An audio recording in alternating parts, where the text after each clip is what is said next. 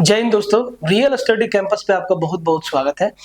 आज number system का आखिरी लेक्चर है। आज हम लोग नंबर सिस्टम को कंप्लीट कर देंगे लेक्चर नंबर 5 में। ठीक है, 4 लेक्चर इससे पहले हम ले चुके हैं। चारों का लिंक डिस्क्रिप्शन में डाल दिया जाएगा। ठीक है, और जैसे ही नंबर सिस्टम खत्म होगा या इस चैनल पे जैसे ही 100 सब्सक्राइबर हो जाएंगे, जैसे ही 100 लोग जुड़ेंगे, तो नंबर सिस्टम का कंप्लीट पीडीएफ आपको दे दिया जाएगा। साथ ही साथ नंबर सिस्टम के बाद कौन सा चैप्टर आप पढ़ना चाहते हैं वो आप कमेंट में लिखिए, या चैनल पे एक पोल डाला हुआ है कि भाई नंबर सिस्टम के बाद आप कौन सा चैप्टर पढ़ना चाहते हैं। वहां पे 4 चैप्टर का नाम है, चारों का चैप्टर एडवांस से है। तो आप जो भी चैप्टर पढ़ना चाहते हैं आप वहां पे पोल में हिस्सा लीजिए। ठीक है, और जिस चैप्टर का परसेंटेज सबसे ज्यादा होगा वही चैप्टर हम लोग स्टार्ट करेंगे। आज आखिरी लेक्चर है, इस चैनल को सब्सक्राइब कीजिए। ठीक है, अभी तक चैनल पे 3-4 दिनों में 27 लोग जुड़े हैं। ठीक है, बहुत अच्छी बात है। धीरे धीरे कारवां धीरे धीरे ही बनता है। ठीक है, और आपको यकीन होगा कि आगे आने वाले समय में जैसा कि हमने चैनल का नाम रखा है रियल स्टडी कैंपस, तो यहाँ पे आपको सब कुछ कायदे से मिलेगा। इधर उधर भटकने वाला कंटेंट यहाँ पे कभी नहीं डाला जाएगा। ठीक है, ऐसा नहीं कि 10 सवाल इधर से, 5 सवाल उधर से, 1 सवाल उधर से, 2 सवाल इधर से, 10 सवाल शॉर्ट के, 20 सवाल रील्स में, कभी नहीं मिलेगा। ठीक है, सिर्फ और सिर्फ आपको कंटेंट दिया जाएगा। हाँ, शॉर्ट्स आपको बाद में दिया जाएगा, जो जरूरी होगा, जैसे जैसे जरूरी होगा वैसे वैसे शॉर्ट्स आपको दिया जाएगा। कभी अगर वैसा नया सवाल आया, एक आध सवाल दिखा जो कि जरूरी है, तो आपको जरूर दिया जाएगा। बकैती इस चैनल पे ना हुआ है ना कभी होगा। ठीक है, इस बात का ध्यान रखिएगा और चैनल को थोड़ा प्रमोट करिए, अपने दोस्त यारों के साथ शेयर कीजिए, ताकि हम जल्दी से जल्दी आपको और भी बहुत सारा कंटेंट दे सके। ठीक है, तो हम लोग कहाँ तक देखे थे? क्वेश्चन नंबर हम लोग कहाँ तक देखे थे? कौन सा सवाल हम लोग का आखिरी था? आजा भाई। तो ये हो गया था, ये हो गया था, ये हो गया था, ये सारा का सारा हो गया था। हाँ, क्वेश्चन नंबर 63 तक हम लोग देख लिए थे। ठीक है, तो 63 के बाद 64 से हम लोग देखे थे। 63 जो है, ये सवाल तो आसान है, लेकिन जो पूछा गया है वो इससे पहले हमको रेलवे के एग्जाम में नहीं दिखा है, इसीलिए हम यहाँ पे लिख दिए हैं नहीं पूछा गया था अभी तक। ठीक है, आते हैं क्वेश्चन नंबर 64 में। ये सवाल पुराना टाइप का सवाल है और बहुत दिनों से पूछा जाता है, एसएससी में भी और रेलवे में भी। आरपीएफ एसआई में आया हुआ सवाल है। कहता है कि एक संख्या को भाजक से भाग देने पर शेष 42 बचता है। तो कोई भी एक संख्या है, ठीक है, मान लीजिए हम उसको d से भाग लगा रहे हैं और वो संख्या n है। ठीक है, और हम इसको p बार भागा दिए, तब जाके शेष मेरा कितना बचा? 42 बचा। ठीक है, फिर कहता है कि जब मूल संख्या के 3 गुने का सेम इस n का 3 टाइम्स, जब n के 3 टाइम्स को हम इसे d से डिवाइड करते हैं, इसी सेम d से डिवाइड करते हैं, और यहाँ पर मान लेते हैं कि हम q बार भागा देते हैं, और तब जाके जो रिमाइंडर बचता है वो 74 बचता है। ठीक है, यही सवाल है। अब देखिए, जब हम लोग भाग लगाते हैं तो एक डिवीजर होता है, एक डिविडेंड होता है, एक कोसेंट होता है और एक रिमाइंडर होता है। 4 वेरिएबल होता है। अब यहाँ पे 4 वेरिएबल में से एक वेरिएबल आपको पता है, तो अगर बेसिक से जाएंगे तो भैया टाइम लग जाएगा, और अगर ऑप्शन से जाएंगे तब भी टाइम लगेगा। इस सवाल को बनाने का सही तरीका क्या है कि हम बेसिक से ही जाएंगे और पूरा सॉल्व नहीं करेंगे, ध्यान से देखेंगे कि सॉल्व करते करते आपको ऑप्शन दिख जाएगा। तो सर एक बात बताइए कि भाज्य बराबर क्या होता है? भाज्य बराबर होता है भाजक गुने भागफल प्लस शेष। तो यहाँ पे भाज्य क्या है? n, तो n बराबर होगा भाजक गुना भागफल, तो d इंटू पी, प्लस में क्या? रिमाइंडर 42। ये मेरा एक इक्वेशन बना। ठीक है, सेम चीज यहाँ पे 3n बराबर d into P, d into Q plus 74, ये हमारा दूसरा इक्वेशन बना। अब जरा ध्यान से देखिए, यहाँ पे n का जो वैल्यू है वो dp प्लस 42 है। अगर यहाँ पे n का वैल्यू हम रख दे 3 into D P plus 42, n का वैल्यू रख दिए तो ये आपका हो गया dq प्लस 74। बोले सर ठीक है, ये हम आपको समझाने के लिए बताया है, ये कैलकुलेशन का हिस्सा नहीं है, ठीक है, ये समझाने के लिए बताया है। अब आप जरा ध्यान से देखो, जरा ध्यान से देखिए आप कि 3 से इसको मल्टीप्लाई कर दे तो ये 3dp हो गया प्लस 42 दिया 126 बराबर dq प्लस 74। बोले सर ठीक है, इस 74 को इधर ले आते हैं तो ये हो जाएगा 126 माइनस 74 बराबर, इसको हटा देते हैं, है ना, इसको हटा देते हैं, इसको हटा देते हैं, बराबर ये आपका हो गया dq माइनस 3pq। अब आप ध्यान से देखो, आपका 126 में 74 गया तो भाई साहब 52 बचा बराबर बराबर, ओह यहां से तो आपका 3 छूट गया ना, 3dp है ना, हम यहाँ पे pq लिख दें, ये d है, ये d है ना, ये d है, dq है, यहाँ पे गलत लिख दिए, ये dq है, सॉरी ये dp है, dq नहीं dp है, dp है ना, dp है ना, यहाँ पे है ना, dp है, dp है। अब यहां से अगर d कॉमन लेंगे तो ध्यान से देखिए q माइनस 3p, यही आ गया ना। अब आप ध्यान से देखिए, हमें d का वैल्यू चाहिए, हमें d का वैल्यू चाहिए, तो भाई साहब हम d बराबर लिख सकते हैं 52 बटा q माइनस 3p। बेसिक से अभी भी आंसर नहीं आया है, लेकिन एक चीज पता चल गया कि सर जो भी मेरा d का वैल्यू होगा वो 52 का मल्टीपल होगा या तो 52 होगा, तो हमारा आंसर क्या निकल के आ गया 52। ठीक है, बहुत आसान था। ऐसे आगे बढ़ जाइए, सिंपलीफिकेशन का सवाल है, कहता है यहाँ पे कुछ छूटा है, कुछ छूटा है, कुछ छूटा है, यहाँ पे हाँ, यहाँ पे रूट छूटा हुआ है ना, यहाँ पे रूट होगा, यहाँ पे रूट होगा, ठीक है। 28 गुना 8 और यहाँ पे भागा है, ये डिवाइड का साइन है। ये सवाल ऐसे है 28 गुना 8 गुना 988 भागा रूट 2704, टाइपिंग एरर है, बराबर y प्लस 649। तो हमसे y का वैल्यू पूछा है, तो ये तो सिंपल है ना भाई, रूट 2704 इसका वर्गमूल क्या होगा 52 होगा, 52 होगा, मतलब ये मेरा आया 28 गुना 8 गुना 988 भागा 52 बराबर y प्लस 649। y का वैल्यू यहां से निकल जाएगा, बहुत ही आसान है ना। अब सिर्फ काटना है, तो 4 से काट दीजिए 13 बार में, 13 सत्ते 91 बचा 7 78, 13 चौके 13 छक्के 78, 76 बार में।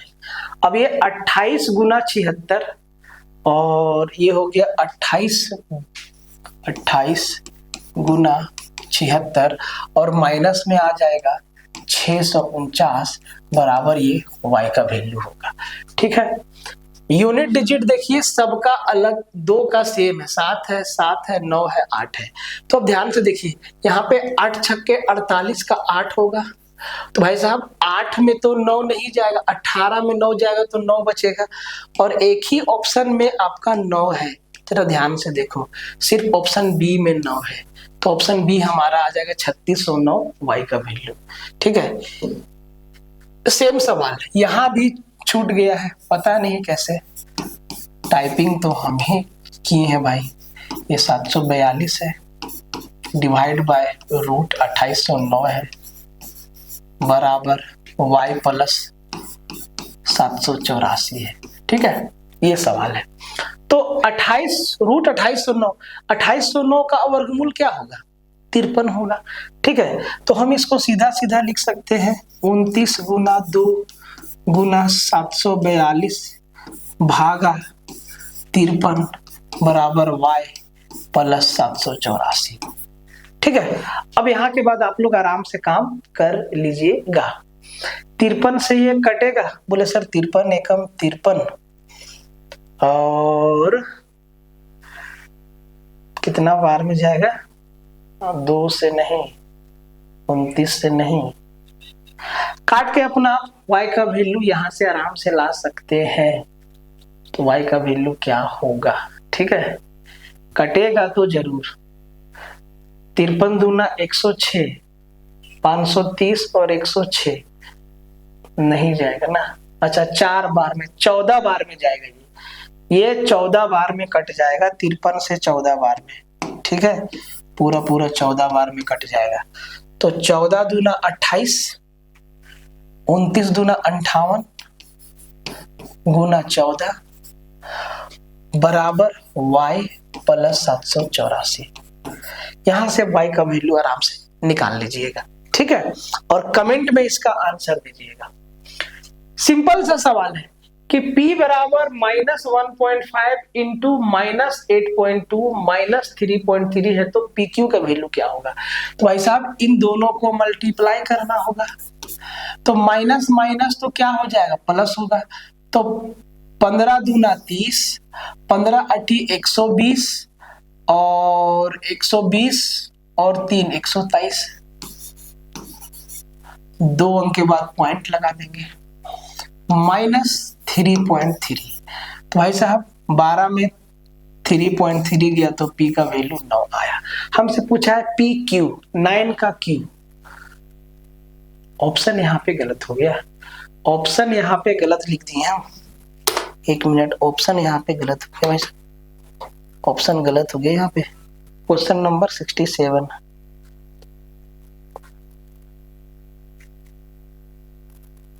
अच्छा अंकों का योग पूछा है, सॉरी, हमसे अंकों का योग पूछा है। तो p का वैल्यू 9 है, तो pq का वैल्यू कितना, 729। और 729 के अंकों का योग, तो 9 और 7 2 9 9 18, सबको जोड़ दिए, 7 + 2 9 + 9 18। अंकों का योग पूछा है तो 18 हो जाएगा, ठीक है, pq के अंकों का योग। सेम सवाल इसमें भी छूट गया है। ये सवाल 19 गुना 8 गुना 940 भागा रूट 2209 बराबर y प्लस 557। वर्ड में कहीं पे एरर है क्योंकि डिवाइड और रूट का साइन छूट गया है, छूट जा रहा है बार बार, ठीक है। तो ये सवाल भी आप आराम से कर सकते हैं, ठीक है। 2209 का वर्गमूल 47, तो ये सिंपल सा हो गया। 19 गुना 8 गुना 940 भागा 47 बराबर y प्लस 557। तो 47 दूना 94 होता है 20 बार में, ठीक है। 19 अट्ठे 152, 152 गुना 2, 152 गुना 20 बराबर y प्लस 557। यहाँ से आप y का वैल्यू आराम से निकाल सकते हैं। यूनिट डिजिट सबका अलग है। तो 2, तो 12 में 7 गया तो भाई साहब घटेगा इधर ना, तो आपका आ जाएगा 0 3। 10 में 7 गया तो भाई साहब 3 वाला, मतलब 2483 इस सवाल का आंसर हो जाएगा, ठीक है, सिंपल सा। ये भी सेम सवाल है, ये भी आपको बनाना है। 26 गुना 5 गुना 882, ऐसा सवाल पूछा गया है। डिवाइड बाय रूट 2401, 2401 का वर्गमूल 49, ठीक है, बराबर y प्लस 695। यहां से भी आप y का वैल्यू इसका निकाल लीजिएगा और आंसर कमेंट में दीजिएगा, ठीक है। ये सब सेम टाइप का सवाल है। देखिए कुछ ना वर्ग भी पूछा है, जैसे कि पूछ दिया 147 का स्क्वायर, तो भाई 7 है तो 7 का स्क्वायर, लास्ट में तो 9 ही आएगा। 9 9 9 9 सब में है। 21,000 21,600 21,600 21,600 21,600 तक सब में है। लास्ट का 2 डिजिट आपका क्या है, चेंज है। अब देखिए स्क्वायर निकालने का बहुत मेथड आप सोशल मीडिया पे देखते होंगे, यूट्यूब पे। आप चाहे तो उस मेथड से निकाल सकते हैं, नहीं तो एक जो यूनिवर्सल मेथड है उससे हम आपको बताते हैं कि कोई भी नंबर हो और इसका स्क्वायर निकालना हो। ठीक है, आपको करना क्या है, अब इस नंबर को दो हिस्सा में बांटिए। एक हिस्सा में इकाई का अंक रखिए और बाकी का हिस्सा में सारा अंक रखिए। ठीक है, तो भाई साहब 7 का स्क्वायर कितना, 49, 49 का 9, 4 आपका कैरी जाएगा। ठीक है, उसके बाद अब आप सबको गुना करना है। कैसे, यहाँ एक साथ है 14, ध्यान से देखिए, 14 गुना दूसरा हिस्सा है 7 और 2, तो 14 सत्ते 98, 98 का 2 गुना 196, 196 और 4 200, मतलब 09, 200 के लिए क्या लिखेंगे, 0, कैरी कितना हो गया 20, मतलब आखिरी का 2 अंक 0 और 9 होगा, 0 और 9, मतलब 147 का वर्ग जो है 21,609 हमारा आंसर आ गया। तरीका समझ में आया। दो हिस्सा में बांटिए, एक हिस्सा में इकाई का अंक, दूसरा हिस्सा में बाकी का अंक। 7 का स्क्वायर 49 का 9, हाथ में 4 आया। उसके बाद सबको एक साथ गुना करना है। एक हिस्सा में 7 है, दूसरा हिस्सा में 14 है और सबका 2 गुना कर देना है।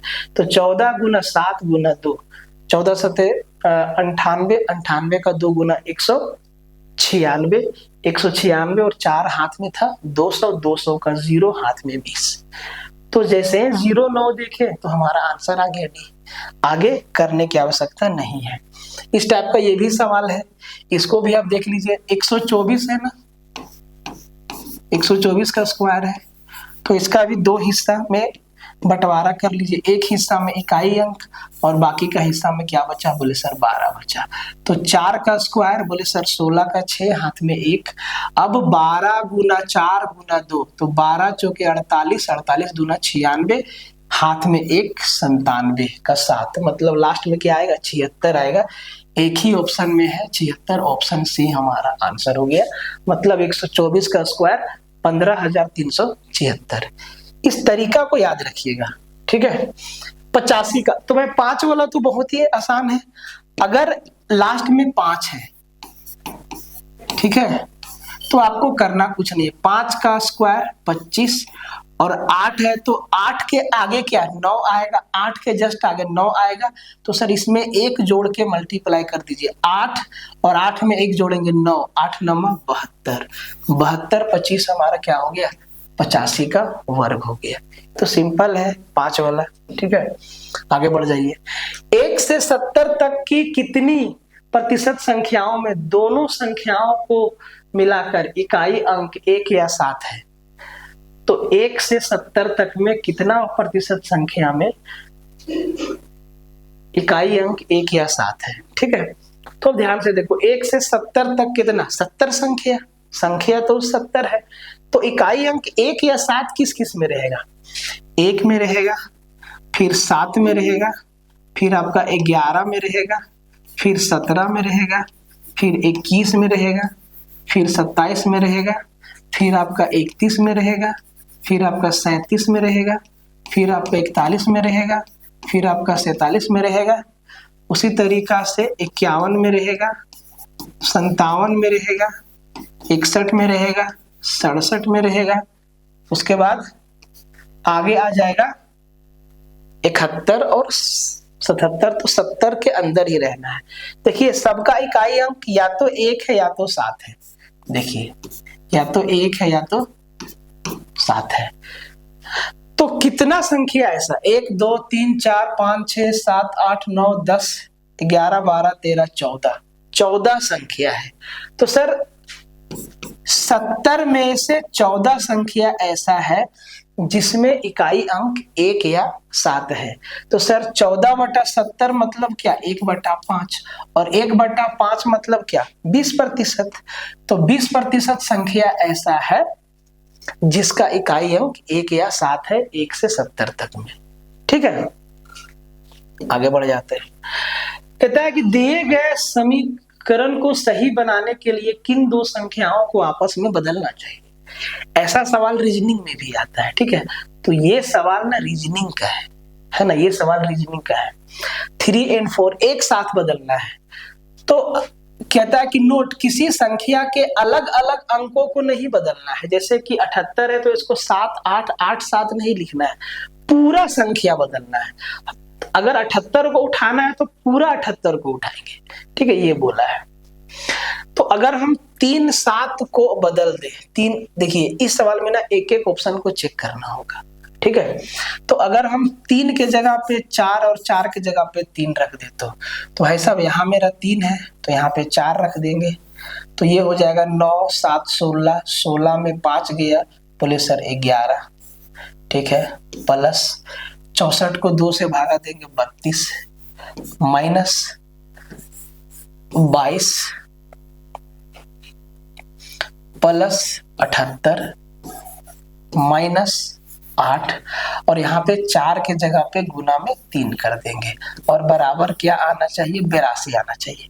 तो ये सवाल ना मुश्किल है, टाइम लेगा, एक एक करके चेक करना पड़ेगा, ठीक है। तो कर दीजिए, ये आपका 11 चौके 44 हो गया, प्लस 32 में 22 गया, तो सर आपका कितना 10 बचा, प्लस 78 में अच्छा 8 तिहाई 24, 8 तिहाई 24, ये आपका 78 माइनस 24 बराबर कितना आना चाहिए, बोले सर 82 आना चाहिए। क्या ये आ रहा है 82? जरा ध्यान से देखिए तो माइनस वाला एक ही है, तो 44 में 24 गया तो 20 बचा, 20 बचा ना, 44 में 24 गया तो 20 बचा, 20 और 10 30 प्लस 78, तो ये तो ज्यादा आ जा रहा है ना, ये तो ज्यादा आ जा रहा है, तो ये हम लोग नहीं बदल सकते हैं। इसी तरीका से चेक करना होगा आपको, ठीक है। 8 के 3 क्रमागत गुणजों का योग 2424 है, तो सबसे बड़ा गुणज ज्ञात करिए। तो अगर 8 के 3 लगातार, ऐसा सवाल पहले भी आपको बताया है इसी में, है ना, इसी सीरीज में, 8 के 3 लगातार गुणज का योग 24 से 24 है। भाई साहब अगर हम 8 के 3 लगातार गुणजों का औसत पूछ दे तो कहेंगे सर इसी को 3 से भागा देंगे, तो ये कितना हो जाएगा, बोले सर ये मेरा हो जाएगा 3 × 24, 3 × 24 808, ठीक है। तो एक 808 है, इससे पहले 800 होगा और इसके बाद 816 होगा। तो हमसे पूछा है कि सबसे बड़ा गुणज, तो सर 816 है। इनको अब जोड़िए, 800 800 800 2400 और 16 और 8 24, 2424 होता है ना। तो औसत वाला मेथड से इसको निकाल सकते हैं। यदि हम किसी दी गई भिन्न के अंश में 1 जोड़ते हैं और हर में 1 घटाते हैं तो वह 1 बन जाता है। अब मान लो कि कोई मेरा भिन्न है x/y, अब कह रहा है कि अगर हम अंश में 1 जोड़ते हैं, पहला कंडीशन, और हर में 1 घटाते हैं तो ये भिन्न जो है ये 1 बन जाता है। क्या बन जाता है, 1 बन जाता है। बोले सर ठीक है, पहला कंडीशन।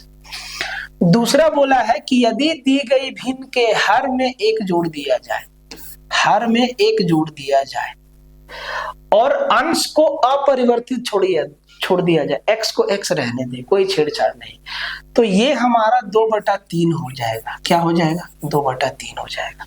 अब देखिए इन दोनों को सॉल्व करना होगा, तभी भिन्न के अंश और हर का धनात्मक अंतर पूछा है, अंश और हर का अंतर पूछा है हमसे। तो अब यहाँ पे देखिए, यहाँ पे हम x + 1 अगर इसको क्रॉस मल्टीप्लाई कर देंगे तो बराबर y - 1 हो जाएगा। बोले सर ठीक है।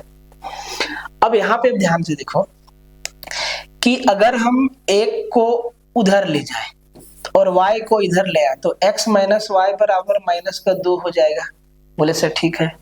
अब जरा इसको ध्यान से देखो, ये हो जाएगा मेरा 3x बराबर 2y + 2। बोले सर ठीक है। इसको इधर ले आते हैं तो ये 3x - 2y बराबर कितना 2 हो गया। बोले सर ठीक है। एक इक्वेशन ये है, दूसरा इक्वेशन वो है। अब इन दोनों को सोल्व करेंगे तब x और y का वैल्यू आएगा। देखो यहाँ पे 2y है, यहाँ पे y है। अगर इसको दोनों तरफ 2 से मल्टीप्लाई कर दे तो ये हो जाएगा 2x माइनस का 2y और माइनस का 2 दूना 4 और वो है मेरा 3x प्लस का 2y, अच्छा सॉरी माइनस का 2y है ना, माइनस का 2y माइनस का 2y बराबर कितना है 2। और इन दोनों को आपस में घटा दे तो सर घटाएंगे तो साइन मेरा चेंज हो जाएगा। ये प्लस है, ये प्लस है तो माइनस हो जाएगा, यहाँ प्लस है तो माइनस हो जाएगा। तो ये माइनस 2y प्लस 2y उड़ जाएगा। 3x में 2x जाएगा तो माइनस का x बचेगा। बोले सर ठीक है। माइनस का 4 और माइनस का 2 माइनस का 6 हो जाएगा। तो सर x का वैल्यू मेरा क्या आ जाएगा 6 आ जाएगा। अब जब x मेरा 6 है, x मेरा क्या है 6 है, तो सर y का वैल्यू यहाँ से निकाल सकते हैं। y मेरा क्या हो जाएगा 8 हो जाएगा। यहाँ से y मेरा क्या हो जाएगा 8 हो जाएगा। और इनका अंतर पूछा है तो 8 में 6 घटाएंगे कितना 2 बचेगा। ठीक है, बाकी कोई ऑप्शन नहीं था इसको बनाने के लिए। अब इस कैलकुलेशन को जितना जल्दी कर सकते थे, ठीक है, क्योंकि हमसे अगर भिन्न पूछता कि वो भिन्न क्या है तो हम लोग ऑप्शन को ही सेटिस्फाई करवा देते हैं। हमसे पूछा है अंश और हर का अंतर, तो भाई x और y दोनों का वैल्यू निकालना पड़ेगा। ठीक है, ये सवाल आपके लिए है। कहता है भाई साहब इसका वैल्यू क्या होगा, तो ये क्यूब रूट है ना, पावर 1/3 मतलब का क्यूब रूट है किसका 0.0000001 1 2 3 4 5 6। तो सर पॉइंट के बाद अगर 6 अंक है, क्यूब है, क्यूब रूट है, भाई साहब ये कैसे होगा। बोले सर ये ऐसे होगा, ये होगा, ये कैसे होगा। बोले सर ये होगा ऐसे 0.01 गुना 0.01 गुना 0.01 और ये क्यूब रूट है तो इसका उत्तर क्या हो जाएगा 0.01। ऑप्शन सी हमारा आंसर हो जाएगा। ठीक है, इसको गिन के आंसर कर देना था, है ना। आगे बढ़ जाते हैं। कहता है कि 0.04 का पावर है -1/5।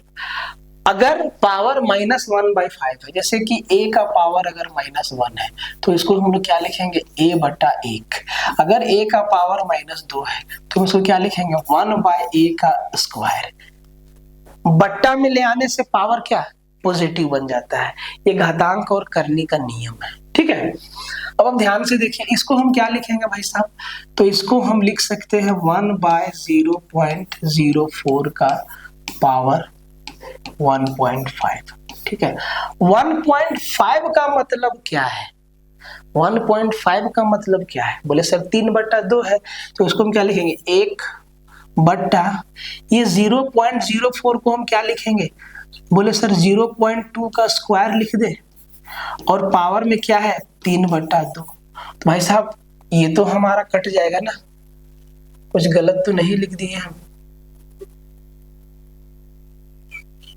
कुछ गलत तो नहीं लिख दिए।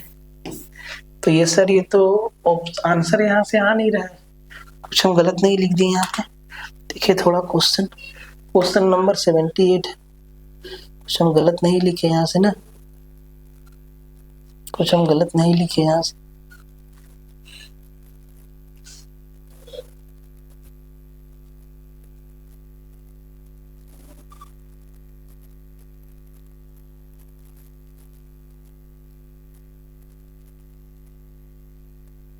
कुछ गलत लिखे 0 पॉइंट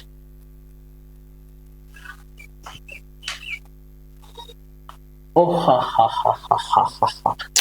ब्रैकेट का खेला है। देखिए ध्यान से भाई साहब, गलत तो हम लिख ही दिए, हम एक ही बार में ले आए नीचे। ये कंसेप्ट आपको सही बताया है तो इसको पहले थोड़ा सा हम आपको तोड़ के दिखाते हैं।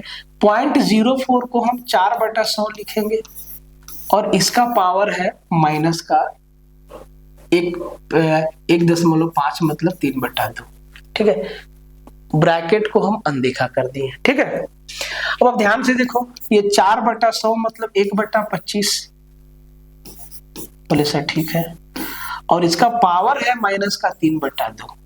तो जब इसको भी बट्टा में लाएंगे तो सर देखिए इसको कैसे लिखेंगे, पूरा बेस बता रहे हैं आपको, समझिए। अगर हम एक ही बार में बता देंगे तो नहीं समझ में आएगा, समझने के बाद आप एक बार में इसको कर सकते हैं, ध्यान रखिएगा।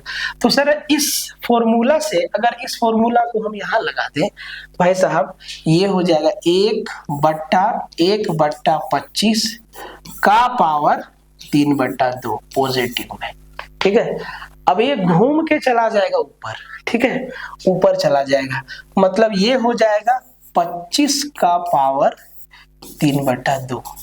और सर 25 को हम क्या लिखेंगे, बोले सर 5 का स्क्वायर। क्या लिखेंगे, 5 का स्क्वायर, गुना में क्या है 3/2, तो यहाँ से 2 से 2 कट गया, 5 का क्यूब 125। ये आंसर है इसका, ठीक है। घातांक और करनी का ये सवाल था, नंबर सिस्टम में डाला हुआ है।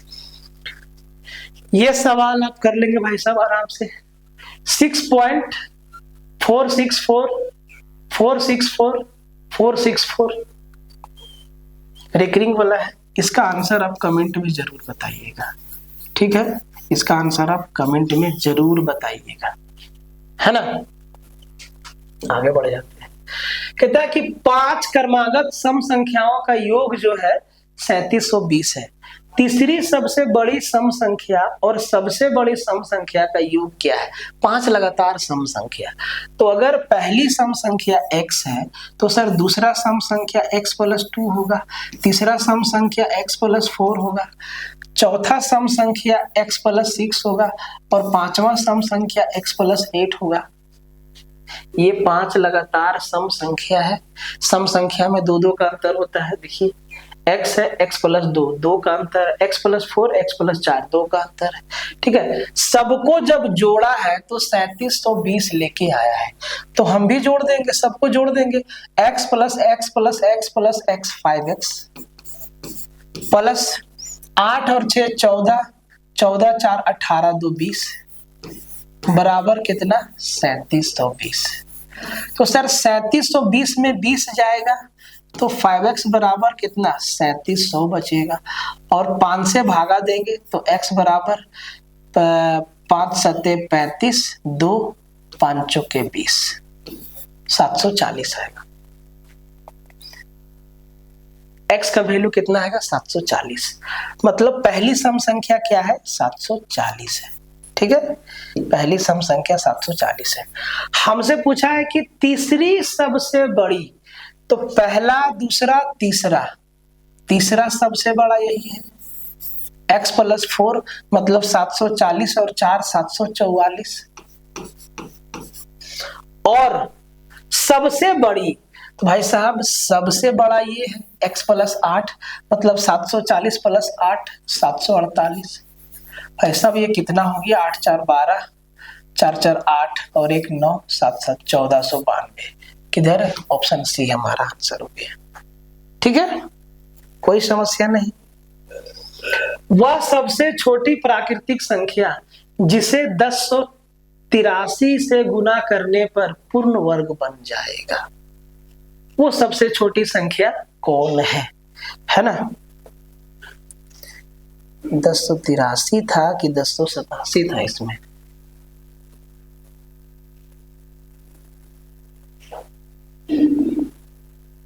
किधर है, अच्छा 1087 दूसरा सवाल में है।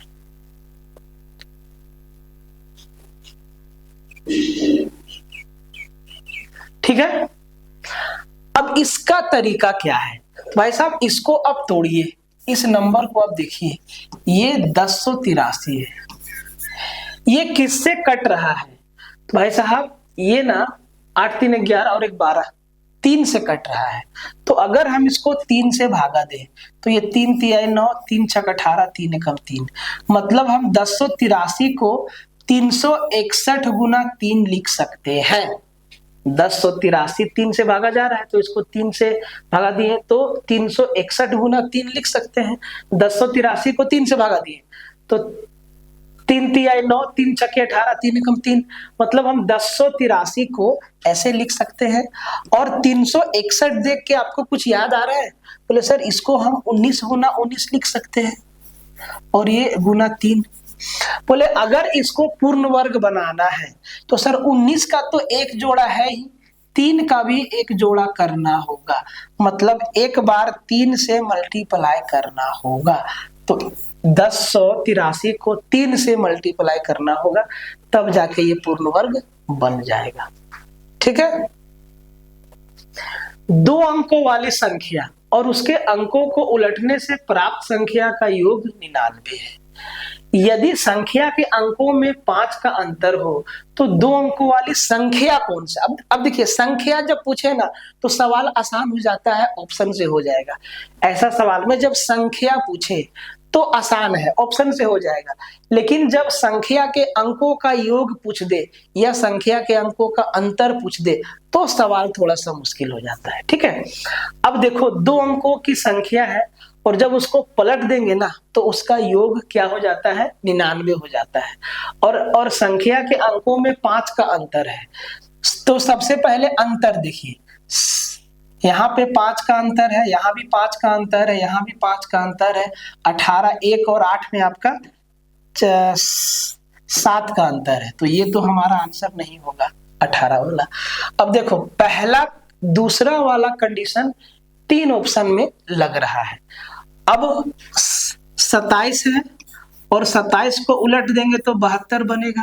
क्या इनका जोड़ 99 हो रहा है? बोले सर हो रहा है।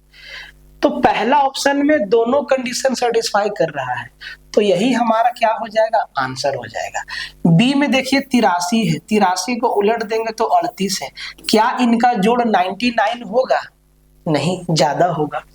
16 है, 16 को उलट देंगे तो 61 है। क्या इनका जोड़ 99 हो रहा है? बोले सर नहीं हो रहा है। तो ऑप्शन ए हमारा सेटिस्फाई कर गया। याद रखिए, जब संख्या पूछ दे तो ऑप्शन में कंडीशन को सेटिस्फाई करवा देना है। ठीक है, आगे बढ़िए। 2.25 लीटर की आम पे बोतल से 45 मिलीलीटर के कितने छोटे गिलास भरे जा सकते हैं?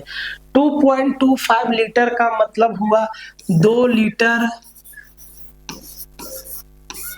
प्लस 250 मिलीलीटर, 250 ml, ये हुआ 2.25 लीटर का। ठीक है, तो 2 लीटर मतलब 2000 ml और 250, तो ये हो गया 2250 ml।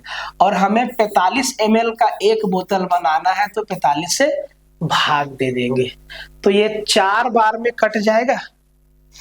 4 बार में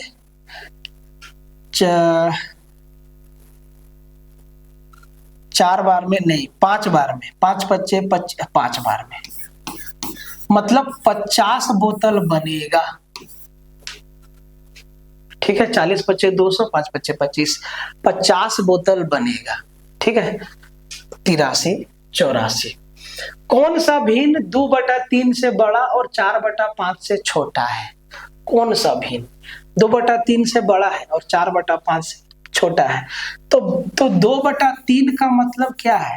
बोले सर 0.66। और 4/5 का मतलब क्या है? 25 40, 0.80 लिख देते हैं। ठीक है, तो कौन सा भिन्न इन दोनों के बीच में आएगा?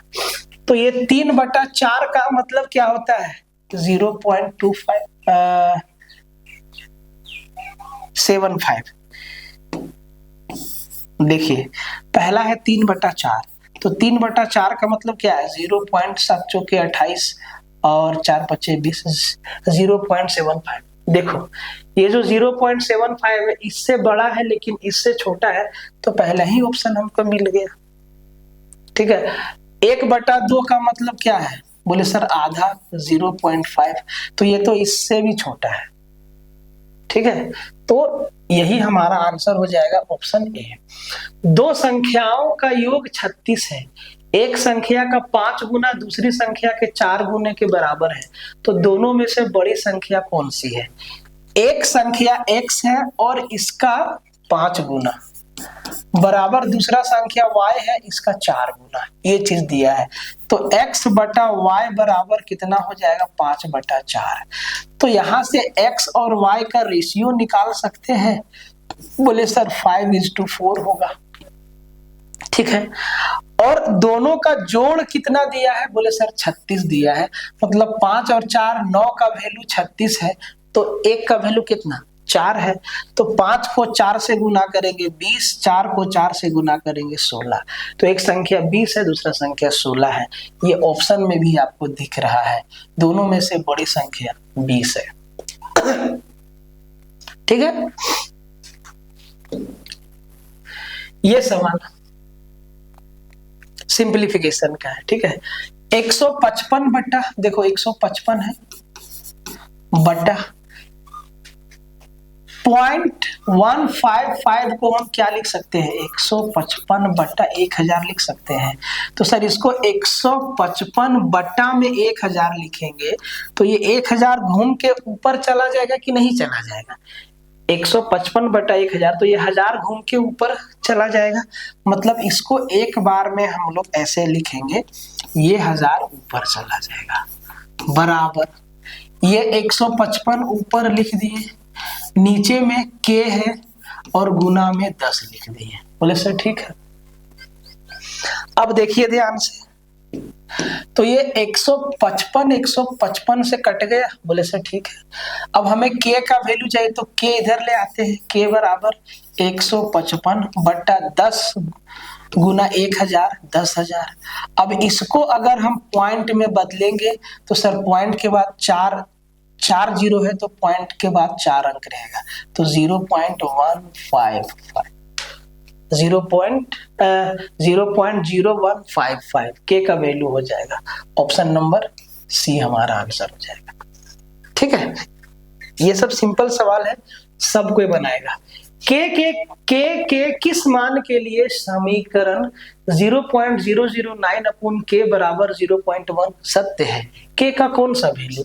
तो सर यहाँ पे हम इसको लिख सकते हैं 9 बटा के गुना पॉइंट के बाद 3 अंक मतलब 1000 बराबर 1/10। बोले सर ठीक है। अब यहाँ से 0 से 0 काट दीजिए, हमें k का वैल्यू चाहिए ना, तो k को इधर ले आते हैं, k बराबर ये है 9/100, मतलब इसको 0.09 लिख सकते हैं।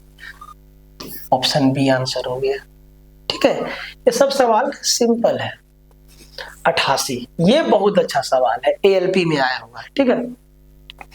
कहता है कि 3 अंकीय संख्या इस प्रकार है कि इकाई का अंक, दहाई का अंक और सैकड़े का अंक 2:3:4 के अनुपात में है। रेशियो दिया है, इकाई का अंक, दहाई का अंक और सैकड़ा का रेशियो दिया है।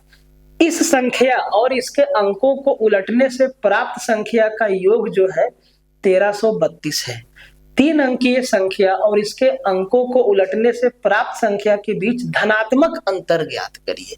अब देखो 3 अंकों की संख्या है, तो इसमें x y z मानने की आवश्यकता नहीं है। अब जरा ध्यान से देखो, कहता है कि इकाई का अंक, पहले इकाई का अंक 2 है, इसको अलग अलग लिखते हैं। इकाई का अंक 2 है, अनुपात। फिर है दहाई का अंक, तो इधर लिखते हैं दहाई का अंक कितना है, बोले सर 3 है। और फिर है सैकड़ा, मतलब जो 100 प्लेस पे है, ये है कितना है, 4 है, ठीक है। अब जरा ध्यान से देखिए, मान लेते हैं कि यही मेरा संख्या है, 432। तो 432, तो सर मेरा संख्या है 432 और इसके अंकों को जब उलट देंगे मतलब 2 3 4, तो ये 234 होगा। क्या इन दोनों को जोड़ने पर 1332 आ रहा है? 432 और 432 को जब पलट देंगे तो सर 234 हो जाएगा।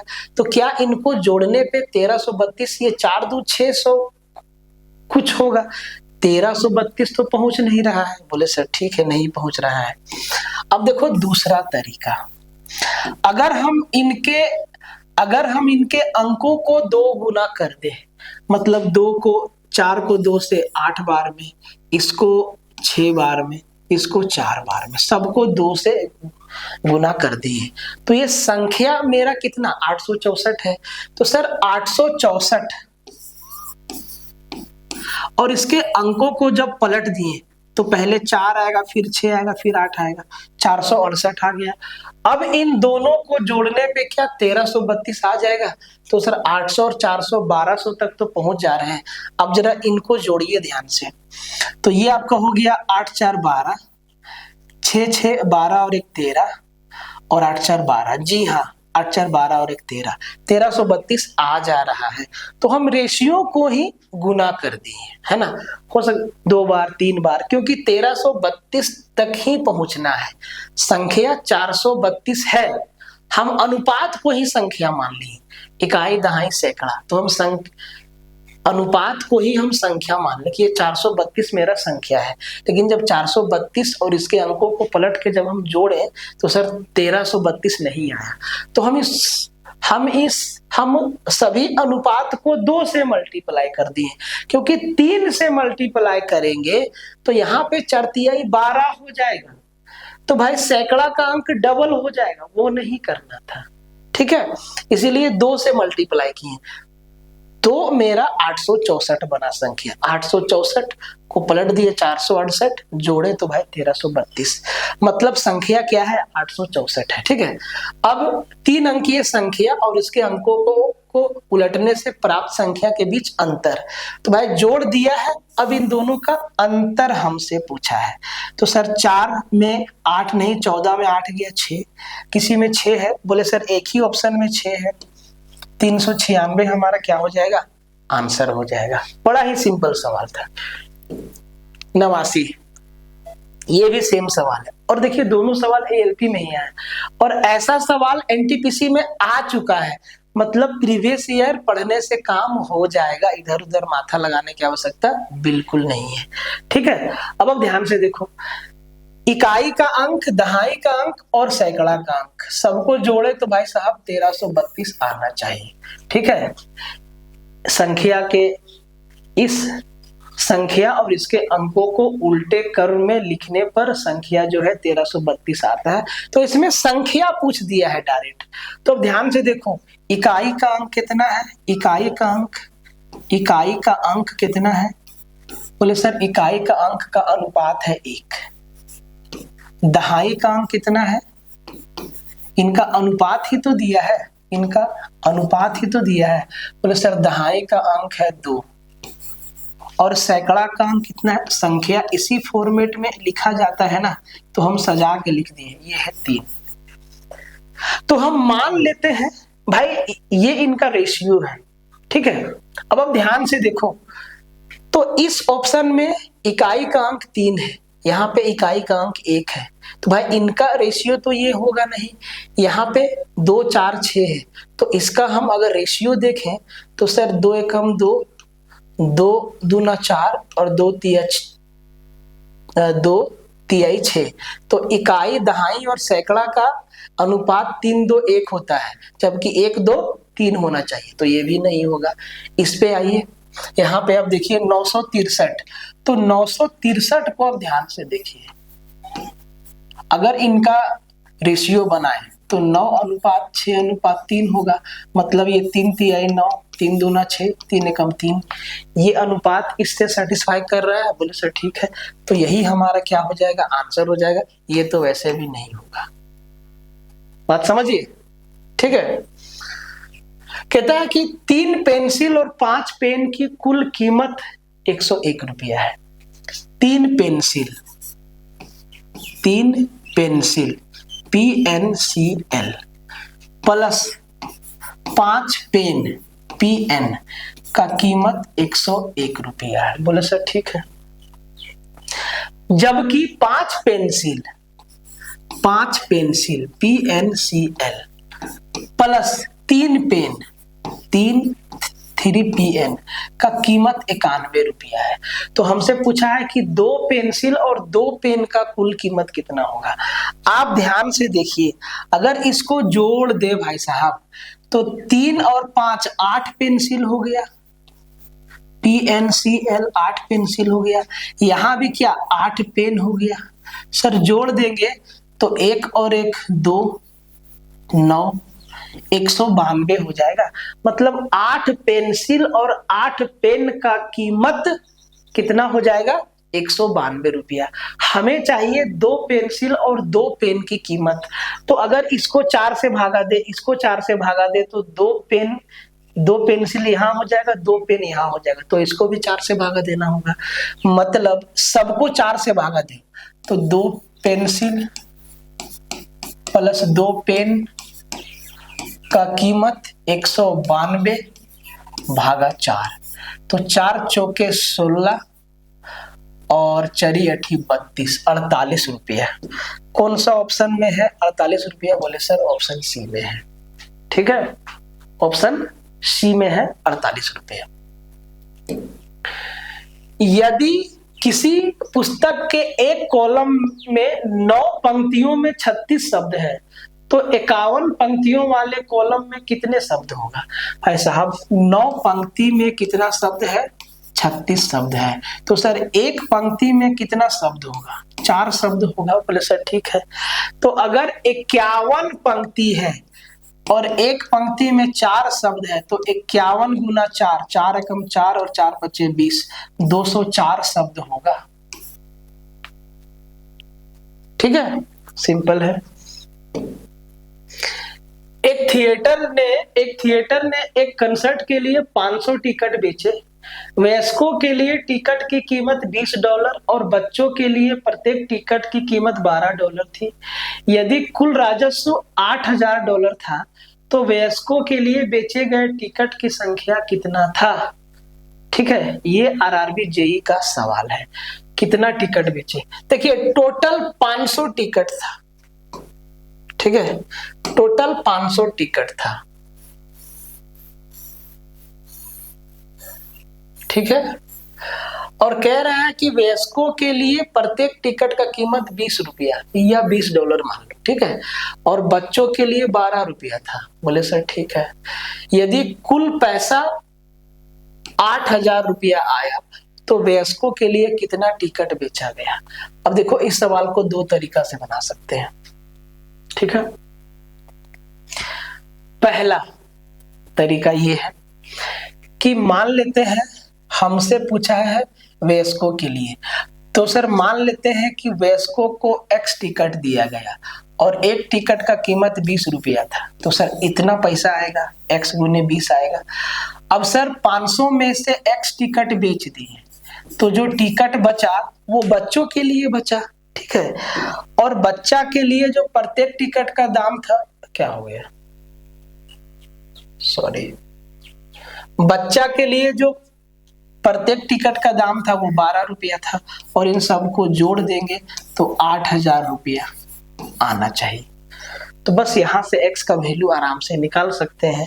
ये हो गया 20X प्लस 12 पचे 60, 6000 माइनस 12X, ये माइनस का साइन है। ठीक है, तो भाई साहब 8000 में 6000 गया तो सर इधर मेरा 2000 बचेगा। यही ना सवाल कह रहा है। 20X और 20X में 12X गया, बोले सर 8X बचा, बराबर 8000 में 6000 गया, बोले सर 2000 बचा। अब X का वैल्यू क्या है? बोले सर 8 दूना 16, 8 पचे 40, 250। मतलब 250 टिकट वयस्क लिया और 250 टिकट क्या है आपका बच्चा लिया। दूसरा तरीका जो हम बोल रहे थे वो ये है हिट एंड ट्रायल मेथड। ठीक है, दूसरा तरीका क्या है? हिट एंड ट्रायल मेथड है। ठीक है, दूसरा तरीका क्या है? ये तो डिटेल था और ये भी कोई बहुत कैलकुलेशन वाला नहीं था। ठीक है, दूसरा तरीका क्या है? तरीका ये है कि हम रेवेन्यू को ही मल्टीप्लाई करके देख लेते हैं। देखिए हमसे पूछा है कि वयस्कों को कितना टिकट बेचा गया, तो अगर वयस्कों को 200 टिकट बेचा गया और एक टिकट का दाम 20 रुपया था, टोटल 500 टिकट था, मतलब 300 टिकट बचा बच्चा के लिए और एक टिकट का दाम 12 रुपया था। सर ये पैसा जोड़ के 8000 आना चाहिए।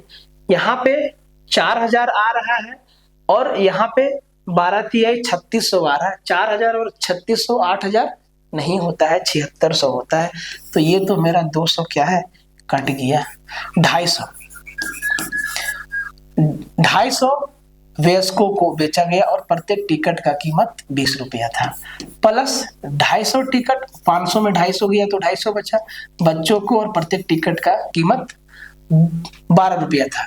तो ये 25 दूना 50, 5000 रुपया यहाँ से आया, प्लस 25 12 300, 3000 रुपया यहाँ से आया, टोटल कितना, 8000 रुपया आया। अब 8000 रुपया बोलो या क्वेश्चन में $8000 बोलो, बात बराबर है। दूसरा ये वाला मेथड था, तो एग्जाम में इसी मेथड से बनाना है, ठीक है। कहता है कि एक संख्या 7381564 में प्रत्येक विषम में 1 जोड़ा जाए तथा प्रत्येक सम में 2 घटाया जाए तो बनने वाली नई संख्या में कितने अंक 1 से अधिक बार आएगा। तो ये जो मेरा संख्या है 7 3 8 1 5 6 4, अब देखो विषम अंक में 1 जोड़ेंगे और सम अंक में 2 घटाएंगे। 7 मेरा क्या है, विषम है, 1 जोड़ेंगे 8 बन जाएगा। 3 मेरा क्या है, विषम है, 1 जोड़ेंगे 4 बन जाएगा। 6 मेरा क्या है, सम है, इसमें 2 घटाएंगे तो ये 6 बन जाएगा। 8 मेरा क्या, 6 बन जाएगा। 1 मेरा क्या है, विषम है, 1 जोड़ेंगे 2 बन जाएगा। 5 मेरा क्या है, विषम है, 1 जोड़ेंगे 6 बन जाएगा। लेकिन 6 मेरा क्या है, सम है, 2 घटाएंगे 4 बन जाएगा। 4 मेरा क्या है, सम है, 2 घटाएंगे 2 बन जाएगा। अब कह रहा है कि बनने वाली नई संख्या में कितने अंक 1 से अधिक बार आए हैं। तो भाई साहब 2 आया है 2 बार, 6 आया है 2 बार, 4 आया है 2 बार, तो 3 अंक ऐसा है जो 1 से अधिक बार आया है, ठीक है।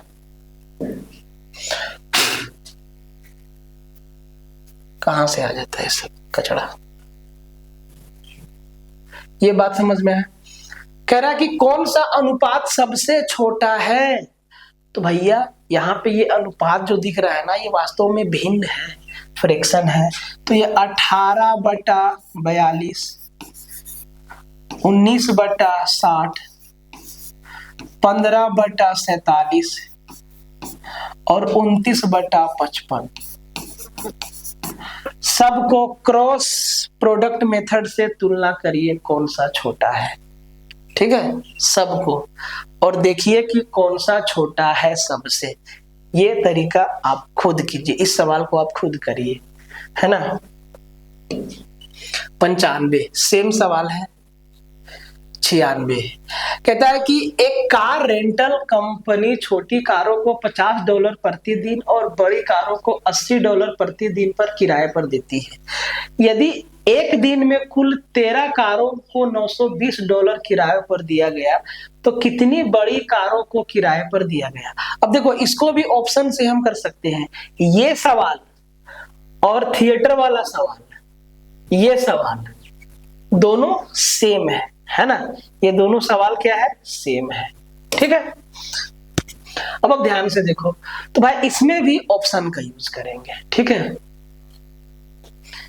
तो यहाँ पे टोटल नंबर ऑफ कार है क्या, एक कार रेंटल कंपनी छोटी कारों को $50 पर और बड़ी, अच्छा कुल 13 कार है ना, यहाँ पे है ना कुल 13 कार है, और हमसे पूछा गया है कि बड़ी कार कितना है।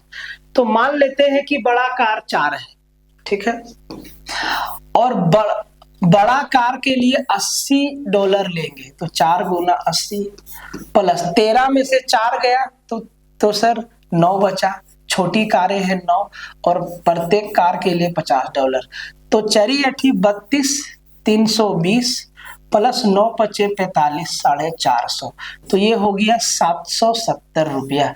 4 3 700 50 20 70, हमें चाहिए 920 रुपया, नहीं मिला, ये मामला नहीं जमा, ठीक है जी, ये मामला नहीं जमा। अब मान लेते हैं बड़ी कार 9 है, तो 9 बड़ी कार है और प्रत्येक बड़ी कार का किराया $80।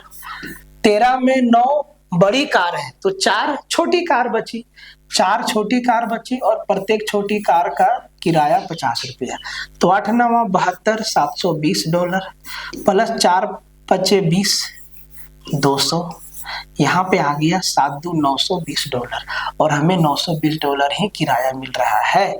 मतलब 9 बड़ा कार है, 4 छोटा कार है, ठीक है। और यहाँ पे देखिए 9 और 4 जोड़ के 13 भी होता है। तो एग्जाम में ना ऑप्शन देता है। लीजिए, कंप्लीट हो गया आपका number system. Thanks for watching. तो 2024 में आरआरबी ने ALP, RPF, SI, technician, grade 1, grade 3, JE में जितना सवाल पूछा था नंबर सिस्टम से, आज आपका कंप्लीट हो गया लेक्चर 5 में। वीडियो को शेयर जरूर मारिएगा, ठीक है। मिलते हैं नेक्स्ट लेक्चर में, तब तक के लिए जय हिंद।